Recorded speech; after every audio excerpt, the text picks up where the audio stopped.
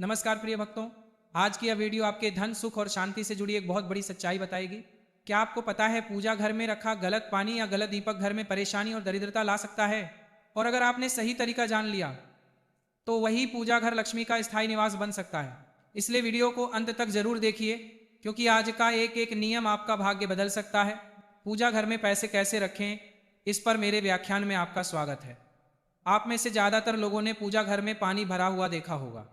इसका क्या कारण है? क्या हमें पूजा घर में पानी रखना चाहिए? क्या हमें पूजा घर में पानी रखना चाहिए या नहीं? जो लोग अपने पूजा घर में पानी रखते हैं उन्हें किस चीज़ का बना होना चाहिए, पीतल, तांबा या किसी और चीज़ का? कई लोग अनजाने में गलतियां कर बैठते हैं और बाद में उन्हें पछताना पड़ता है। इसलिए आज हम आपको बताने जा रहे हैं कि इन गलतियों से कैसे बचें, क्योंकि इससे आपको नुकसान भी हो सकता है। तो धन रखने का सही तरीका क्या है? इसके साथ ही पूजा मंदिर में दीपक किस तरह की सामग्री का बना होना चाहिए, तांबा, लोहा, पीतल, कच्चा लोहा, स्टील या मिट्टी, दीपक किस तरह का होना चाहिए। क्योंकि अगर आप सही दीपक का चुनाव नहीं करते हैं तो भी आपके घर में परेशानियां आ सकती हैं। इसके साथ ही दीपक में किस तरह की सामग्री का इस्तेमाल होना चाहिए, क्या कच्चा माल ठीक है या फिर रुई या सूती धागा ठीक रहेगा।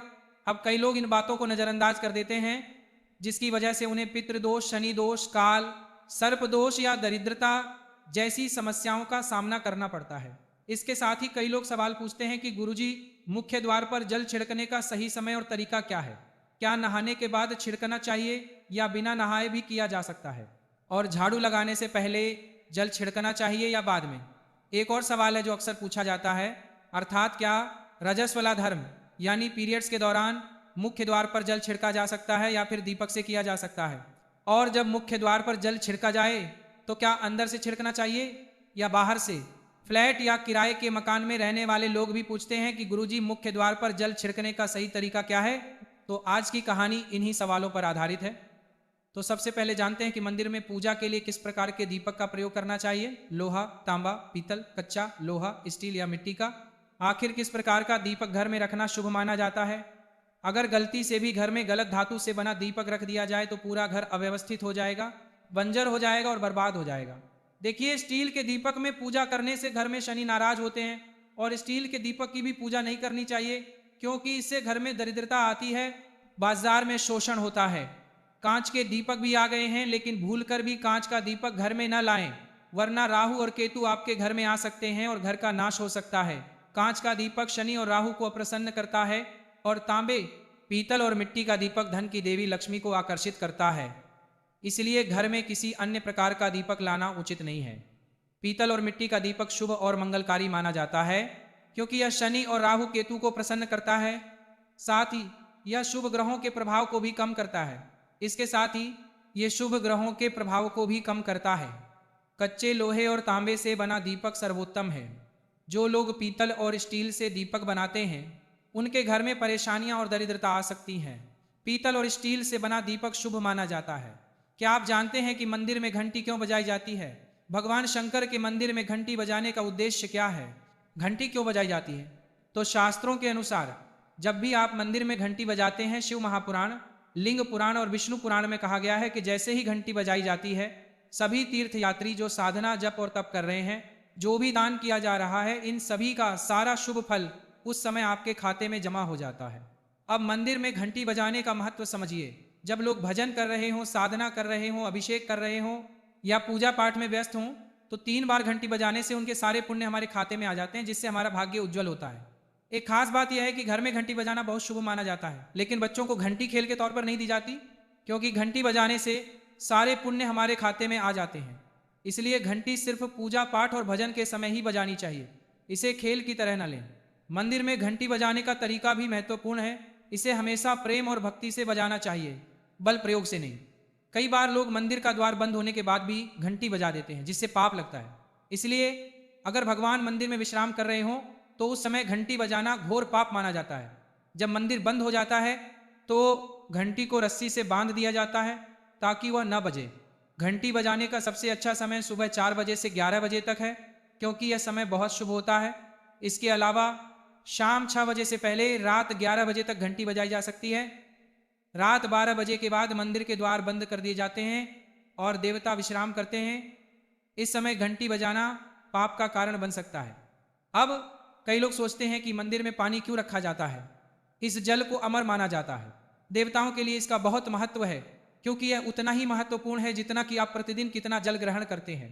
जब हम भगवान की पूजा करते हैं तो हमें तांबे या पीतल के बर्तन में जल का एक कटोरा अवश्य रखना चाहिए।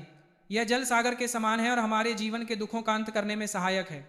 यदि कोई व्यक्ति प्रतिदिन भगवान को भोग नहीं लगा सकता तो वह मंदिर में एक कटोरी जल रख सकता है, जिससे उसकी पूजा पूर्ण हो जाए और भगवान उसे ग्रहण करें। अगली सुबह आप इस जल को प्रसाद के रूप में ग्रहण कर सकते हैं। लेकिन याद रखें, मंदिर में रखा जल कभी भी तुलसी पर नहीं चढ़ाना चाहिए, क्योंकि सभी देवी देवता इस जल को ग्रहण कर लेते हैं।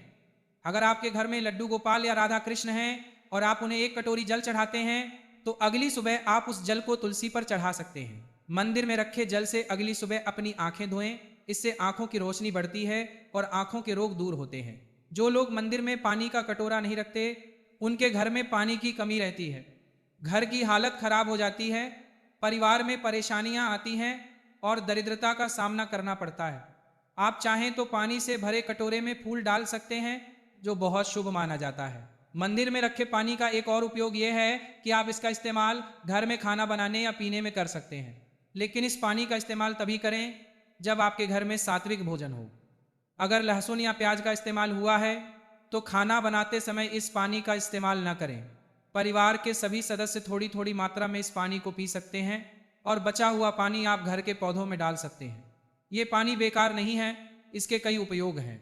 अगर हम इसका सही तरीके से इस्तेमाल करें तो ये हमारे जीवन की समस्याओं का समाधान कर सकता है। मंत्रों से अभिमंत्रित जल बहुत शक्तिशाली होता है और हमारे मंदिर में रखा जल देवताओं का आशीर्वाद होता है, क्योंकि हमेशा देवताओं के साथ रहता है। इस जल में सभी सकारात्मक शक्तियां समाहित हैं। अगर हम इसका सही तरीके से उपयोग करें तो यह हमारे जीवन में सकारात्मक बदलाव ला सकता है। अगर आप इस जल का उपयोग पीने, खाना पकाने और घर में छिड़काव में करते हैं तो ये हमारी समस्याओं का समाधान कर सकता है। और कोई भी काम अगर नियमित रूप से किया जाए तो उससे हमें फ़ायदा जरूर होगा। अगर कभी कभार करेंगे तो ज़्यादा फायदा नहीं दिखेगा, लेकिन अगर आप नियम बना लें कि रोजाना घर में एक ही पानी छिड़कना है, थोड़ा थोड़ा करके सबको पिलाना है, बचा हुआ पानी पौधों में डालना है, दुकान पे छिड़कना है, व्यापार स्थल पर छिड़कना है, बच्चों की किताबों में और तिजोरी में छिड़कना है, तो आपको जरूर चमत्कार दिखेगा। इसी तरह रसोई में रखा पानी अगर आप अपने घर के मुख्य द्वार पर छिड़केंगे तो आपको बहुत जल्द इसके लाभ दिखाई देंगे। लेकिन आपको इसे अपनी दिनचर्या में शामिल करना होगा। आपको इसे अपनी दिनचर्या में शामिल करना होगा और इसे हर दिन नियमित रूप से करना होगा, तभी आपको लाभ होगा। कई लोगों के मन में सवाल आता है कि गुरुजी, मंदिर में रखा पानी जब हम अगले दिन उठाते हैं तो कभी कभी उसमें कीड़े मकोड़े फंस जाते हैं, तो क्या हम उसे ढक सकते हैं? हाँ, पूजा के बाद आप इसे किसी थाली या कटोरी से ढक सकते हैं। अगले दिन जब आप उस जल को उठाएंगे तो वह पूरी तरह से शुद्ध और स्वच्छ होगा। आप इस जल का उपयोग किसी भी काम में कर सकते हैं। जब भी आप घर के मुख्य द्वार पर जल छिड़कें तो भगवान गणेश का मंत्र गंग गणपतये नमः अवश्य बोलें। अब कुछ लोग पूछते हैं कि मंदिर में जल रखना जरूरी है या नहीं, और रखे हुए जल का क्या करना चाहिए। तो शास्त्रों के अनुसार मंदिर में जल से भरा एक कटोरा रखना बहुत जरूरी है। जल ऊर्जा संचित करता है। जब आप पूजा पाठ करते हैं, मंत्र जपते हैं या भगवान से प्रार्थना करते हैं तो इन सबकी ऊर्जा उस जल में संचित हो जाती है। यही कारण है कि मंदिर में जल रखना जरूरी है। इसीलिए सुबह की पूजा के समय मंदिर में एक कटोरी पानी रखें और एक दीपक जलाएं। यह अग्नि और जल के संतुलन का प्रतीक है। पूजा के बाद इस जल का उपयोग शुभ कार्यों में करें, जैसे इसे पौधों में डालने से या घर में छिड़कने से सकारात्मक ऊर्जा बढ़ती है। सुबह की पूजा के दौरान हम मंदिर में जल रखते हैं। अगली सुबह जब आप पूजा करने जाएं तो सबसे पहले उस जल का प्रयोग करें। आप उस पानी को पूरे घर में छिड़क सकते हैं। ये पानी आपके घर को शुद्ध करता है, क्योंकि यह सकारात्मक ऊर्जा से भरपूर होता है। इससे कई बीमारियां भी दूर होती हैं और घर में नकारात्मक ऊर्जा का प्रवेश नहीं होता। अगर आप नियमित रूप से इस पानी का छिड़काव करेंगे तो आपके घर की परेशानियां धीरे धीरे खत्म हो जाएंगी। कई बार लोगों की शिकायत होती है कि दवाइयां असर नहीं करती। ऐसे में अगर मरीज को दवाइयों के साथ ये पानी भी दिया जाए तो दवाइयां जल्दी असर करने लगती हैं। इसी तरह अगर परिवार में लड़ाई झगड़े होते रहते हैं तो परिवार के सभी सदस्य थोड़ा थोड़ा करके ये पानी पी सकते हैं। इससे धीरे धीरे सकारात्मक विचारों का प्रवाह होने लगता है और घर में शांति और सद्भाव बना रहता है। अगर आपका कोई व्यवसाय या दुकान है तो वहाँ भी थोड़ा थोड़ा करके ये पानी छिड़कें। इससे आपका व्यवसाय सफल होता है और आप किसी भी तरह की परेशानी से बचे रहते हैं, क्योंकि यह जल बहुत ही सकारात्मक ऊर्जा से भरा होता है। अब आइए ये भी जान लेते हैं कि मुख्य द्वार पर जल छिड़कने का सही समय और तरीका क्या है। अगर आप मुख्य द्वार पर जल चढ़ाते हैं तो आपको इस बात का ध्यान रखना होगा कि रात को सोने से पहले जल एक बर्तन में भरकर रख लें। आप कोई भी बर्तन ले सकते हैं, जैसे तांबा, पीतल, स्टील या चांदी। अगर गंगा जल उपलब्ध हो तो उसमें थोड़ा सा पानी भर लें और फिर बर्तन में शुद्ध जल भर लें। अगर गंगा जल न हो तो शुद्ध जल ही पर्याप्त है। अब इस जल से भरे बर्तन को अपने घर की रसोई में रखें और सुबह उठते ही इस जल को अपने घर के मुख्य द्वार पर छिड़कें। सुबह सबसे पहला छिड़काव मुख्य द्वार पर किया गया जल घर की सभी समस्याओं का समाधान करता है। अगर आप नकारात्मक ऊर्जा, मानसिक समस्याओं, आर्थिक समस्याओं से जूझ रहे हैं तो ये उपाय आपकी मदद कर सकता है।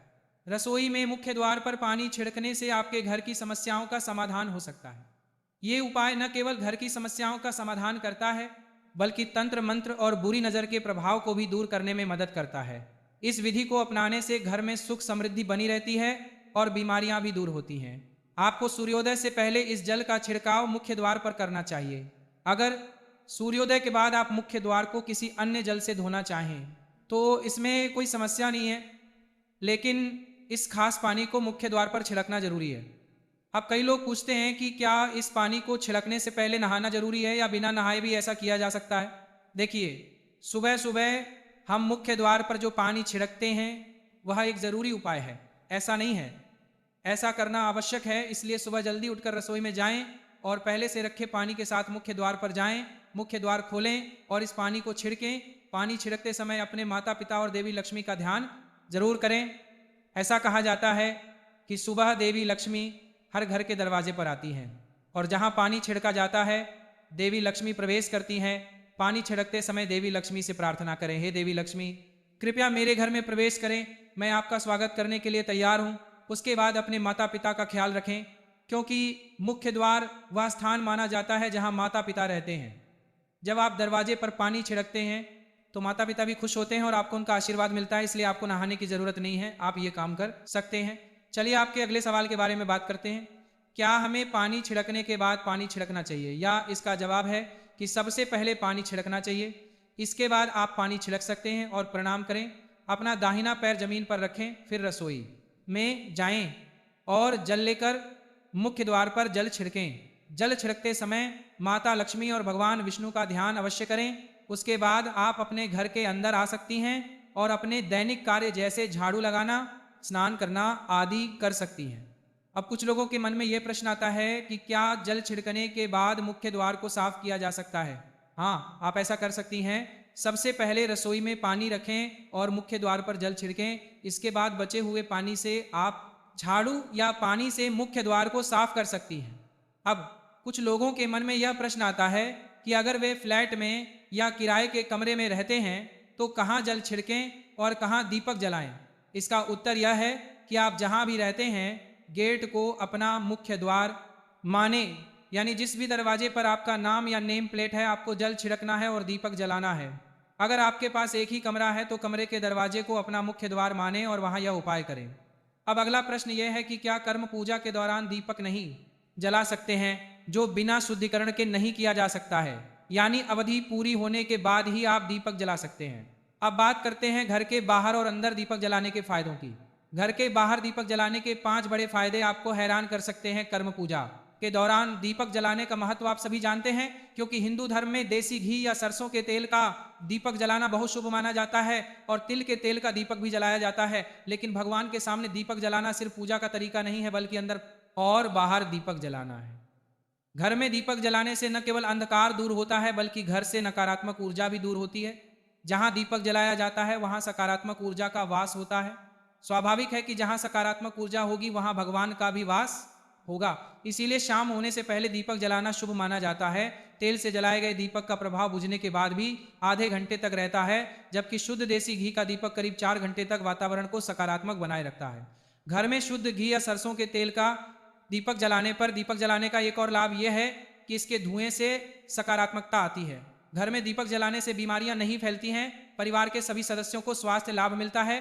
खासकर अगर मोमबत्ती जलाई जाए तो इसका प्रभाव दोगुना हो जाता है। ये त्वचा का संबंध है जो बीमारियों को दूर करने में मदद करता है। इसके साथ ही जिस घर में दीपक जलता है वहां अंधेरा नहीं होता। ऐसा घर सकारात्मक ऊर्जा को आकर्षित करता है जलता हुआ दीपक चुंबक की तरह सकारात्मक ऊर्जा को अपनी ओर खींचता है, जो घर के लिए बहुत फायदेमंद है। तो भक्तों, ये कहानी समाप्त होती है। भक्तों, आज की बातें अगर आपके दिल को छू गई हों और आपको कुछ नया सीखने को मिला हो, तो अभी हमारे चैनल को सब्सक्राइब जरूर करें